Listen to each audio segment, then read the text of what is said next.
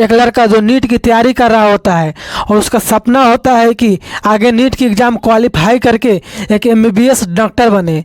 लेकिन एक दिन वो रात के समय अपने कमरे से निकलता है और न जाने उसके मन में क्या आ जाता है। वो चोरी करने के उद्देश्य से एक घर में घुस जाता है और घर में घुसते ही वो पाता है कि उस घर के जो मालिक और मालकिन है उस समय आपत्तिजनक स्थिति में है। दोनों नग्न अवस्था में संबंध बना रहे हैं। वो लड़का बिना सोचे समझे अपने पॉकेट से फ़ोन निकालता है और दोनों की वीडियो अपने फ़ोन में कैद कर लेते हैं और वहाँ से बिना किसी को पता चले भाग आता है। और फिर वो वीडियो को उस घर के मालिक के पास भेजकर उसे 10 लाख रुपए की चार्ज करता है। दोस्तों, एक मेडिकल की तैयारी करने वाले लड़के की इससे क्या मुसीबत रही होगी जो अचानक उसकी मूड चोरी करने के लिए घूम गया। और साथ में जब चोरी करने के लिए गया वहाँ तक तो सही था, लेकिन वीडियो क्यों बनाई, इस सारी घटना को हम वीडियो में आगे बतलाएंगे। अगर आप चैनल पे नए हो तो चैनल को सब्सक्राइब करके रखिएगा ताकि मेरा हौसला बढ़ता रहे। दोस्तों, ये घटना मध्य प्रदेश की इंदौर की है। सुबह होते ही एक हस्बैंड वाइफ थाने पहुंचती है और दरोगा साहब को बोलती है, साहब मुझे बचा लो, बहुत बड़ी मुसीबत में फंसा हूं, अगर आप साथ नहीं दोगे तो न जाने क्या अनर्थ हो जाएगा। उसकी परेशानी और हैरानी को देखकर दरोगा साहब कुछ घबराए हुए बोलते हैं, आखिर बताओ तो सही क्या हुआ तुम्हारे साथ। तब वो मालिक बहुत ही विनम्र से रोते हुए पैर पकड़कर दरोगा साहब को बोलते हैं कि सर, ये मेरी वीडियो मेरे फ़ोन पे किसी अनजान पर्सन के द्वारा भेजा जा रहा है और मुझसे 10 लाख रुपए की चार्ज किया है। अगर वो वहाँ से धमकी मिली है कि अगर तुम नहीं दे पाते हो तो ये वीडियो सोशल मीडिया पे वायरल कर दूंगा। फिर दरोगा साहब बोलते हैं कि क्या ये वीडियो तुम दोनों की राजा मंजी से बनी है। तब उस घर जो मालिक है वो मना कर देता है कि नहीं सर, मुझे नहीं पता वीडियो कैसे बनी, कहाँ बनी, लेकिन ये वीडियो कल रात की है जब मैं अपने मिसेज के साथ आपत्तिजनक स्थिति में था। तब दरोगा साहब जिस नंबर से वो वीडियो भेजी गई थी उसका CDR निकालकर उसकी लोकेशन को पता करते हैं, लेकिन करेक्ट लोकेशन ना मिलने के कारण उसकी पहचान नहीं हो पाती है। फिर चूँकि वो इंदौर सोसाइटी पर बनी एक बहुत बड़ा टावर रहता है जिससे हर 10 कदम पे एक CCTV कैमरा लगा रहता है। फिर वहाँ के CCTV कैमरे को खंगाला जाता है और उस लड़के की पहचान की जाती है जो कल रात उस दोनों मालकिन के घर में घुसा था।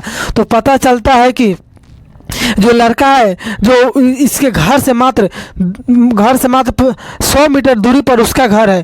फिर वहाँ से फिर पुलिस की टीम वहाँ पहुँचती है, उस लड़के को गिरफ्तार कर लेती है। गिरफ्तारी के बाद उस लड़के से पूछताछ किया जाता है कि आखिर ये सब मामला क्यों है, क्या हुआ। इतना ही नहीं, वो लड़का अपना नंबर से नहीं बल्कि मालकिन के नंबर से वो वीडियो भेज रहा था ताकि उसकी पहचान ना हो पाए। तब पूछताछ के बाद जब उस जो सामने मामला खुलासा हुआ उससे सुनकर सच में आप दंग रह जाओगे।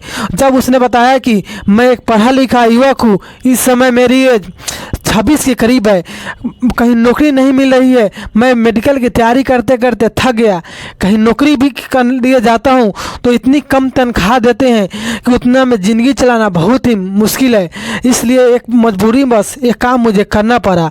और ये भी बतलाते हैं कि यहाँ से पहले मात्र 2-3 घर में ही चोरी किया हूँ, इसके अलावा मैं कहीं भी कोई रिकॉर्ड नहीं है। और बोलता है कि ये तो अमीर आदमी है, 10 लाख अगर दे भी दे तो इनका कुछ नहीं हो सकता। यह सुनकर पुलिस दरोगा साहब उस लड़के के कान पे 2 थापड़ मारते हैं कि अमीर है या कुछ भी है, ये अपने कर्म अपने भाग से है, ना कि तुम्हारे लिए। तो अपने मेहनत के बल से बने, मेहनत करके आज यहाँ तक पहुँचे हैं। इसका मतलब ये नहीं कि तुम इसकी संपत्ति या इसकी कोई सामान चोरी करो या ब्लैकमेल करो। लेकिन पुलिस को उस लड़के की बात तो विश्वास नहीं हो रहा था।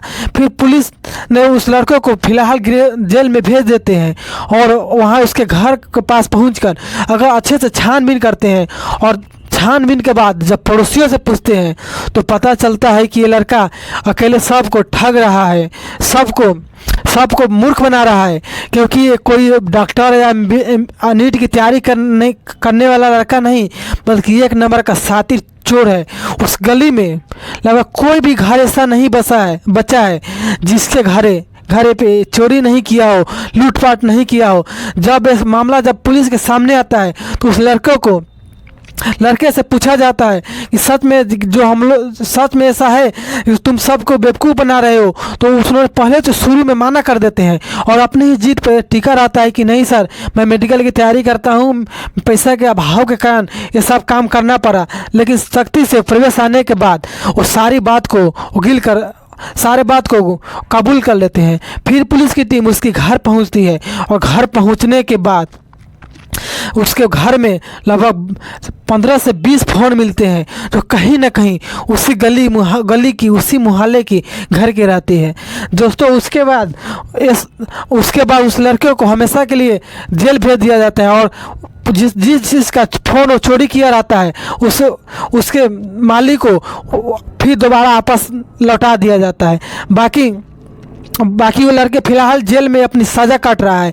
दोस्तों मेरे द्वारा बताया गए घटना आपको कैसी लगी, आपको कैसे पसंद आए, ज़रूर पसंद आई होगी तो वीडियो को आप लाइक कीजिए, कमेंट कीजिए और शेयर कीजिए। मेरा वीडियो बनाने का मकसद मेरा किसी की दिल दुखाना या किसी की भावनाओं के साथ ठेस पहुंचाना नहीं, बल्कि आपको जागरूक और सचेत करना है कि जब अपने ही घर में रहो या कहीं भी रहो तो अपने घर का जो दरवाज़ा है, कुंडी है, हमेशा लगा के रहा करो ताकि कोई घर में ना घुस पाए और इसी घटना का अंजाम ना दे। मिलते हैं नेक्स्ट वीडियो में।